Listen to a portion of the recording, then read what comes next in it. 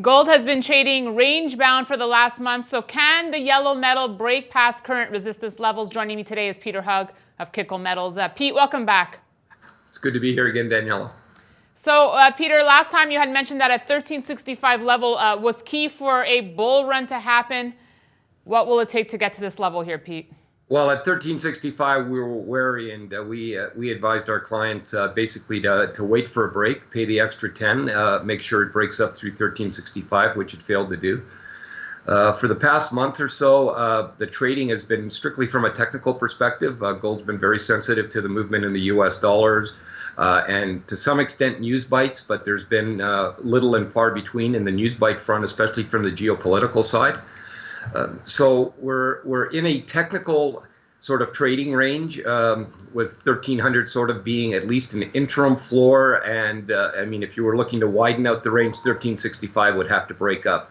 About a week ago, we suggested that investors that were holding gold as an insurance position for their portfolio should not liquidate at these levels, but should not add to the position until they got confirmation that gold was in a more on a momentum basis, more towards the upside, which would have taken a close above 1337, where it was at the beginning of last week. It failed to get through there, and subsequently now we find ourselves down closer to 1300 than we did to the top end of the range. And Pete, you know, next week all eyes will be on that Fed meeting. What do you expect to happen? Well, you know, if you go back to past Fed cycles, when they raised first in in December, I think, of 2015 or 2016, you'll notice that the gold market tends to weaken into the rate announcement, and then once the Fed announces, and it's pretty much baked in that they will go a quarter point.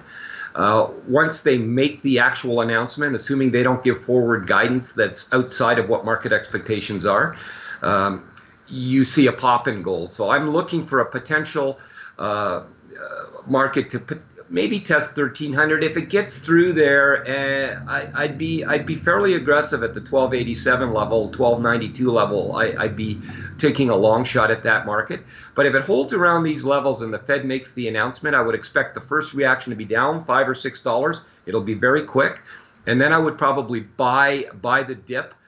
With the anticipation that gold will move higher, because I am not in the camp that the Fed is going to be aggressive this year on a 4-rate increase type of tempo. I just think there's too many headwinds out there that's going to give the Fed pause. Pete, are you liking silver at these levels? You know, when you look at it from a ratio basis, you got to like it. You know, it's over 80 to 1. If my scenario plays out, you know, gold sort of dips into the Fed meeting, then dips right at the announcement, and you can buy the dip. My temptation would be, if that were to occur and gold were to break 1300, I think you see silver in the low 16s, if not the high 15s. At that level, I would definitely buy silver over gold. All right, and I just came back from the PDAC, as you know, Pete. A lot of attention around industrial metals, and you know, many were saying we really need investor interest to come back into gold here. Is it just a matter of getting a rally? You know, it really depends on how you look at the market. You know, clients that are comfortable with the ETF market and the mutual fund market, those types of investments where they're not concerned about a custodial risk or worried about the underlying security against their investment, they've been doing fairly well. I mean, ETFs are not down. I mean, gold and silver ETF holdings have gone up throughout 2018. Where you're not seeing the demand, and it is still not coming into the market, is the physical buyer in North America. And they are dishoarding as prices move higher for two reasons primarily. One, they think they've missed the stock market rally. And they've also been distracted by Bitcoin moving up to 19,000, albeit it's at a little over 8,000 today.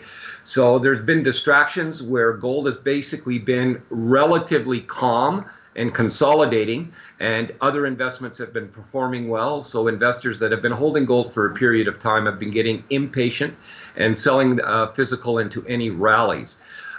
If we can get gold back under, say, 1287, 1250-ish range, I think the gold investor, physical investor, comes back in And I think if you see silver in the 15s, the silver side will pick up as well. All right. On the upside, again, you need, I think, 1400 taken out on gold and silver north of 1900 to get the retail investor re-engaged on the buying side. Good thoughts from you, Peter. Thank you so much.